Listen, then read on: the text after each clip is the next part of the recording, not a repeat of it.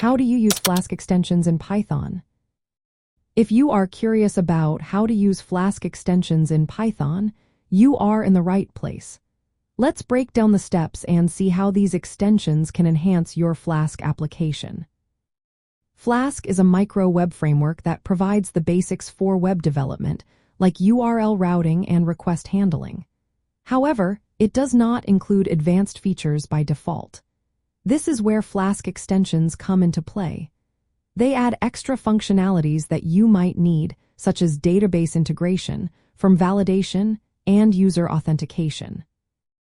To start using Flask extensions, the first step is to install the extension you want. You can do this easily using pip, which is Python's package installer. For instance, if you want to use Flask-SQLAlchemy for database handling, you would run the command pip install Flask-SQLAlchemy in your terminal. Once the extension is installed, the next step is to import it into your Flask application file. This is done by adding a simple line of code at the top of your file, like this. From Flask-SQLAlchemy import SQLAlchemy. This allows you to access the features of the extension in your application. After importing, you need to initialize the extension with your Flask application. This typically involves creating an instance of the extension and linking it to your Flask app. For example, you would write app is equal to Flask name and then set up your database URI with app. Config SQLAlchemy database URI is equal to SQLite / your database, DB.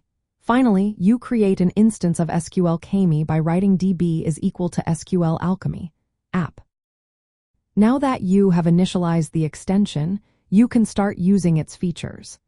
For Flask-SQLAlchemy, this means defining your database models and performing queries. Each extension has its own methods and classes, so be sure to check the documentation for specific details on how to use them. Configuration is also an important part of using extensions. Many extensions allow or requiring you to set certain parameters in your Flask app's configuration dictionary. This could include setting database URIs, secret keys, or other options specific to the extension you are using.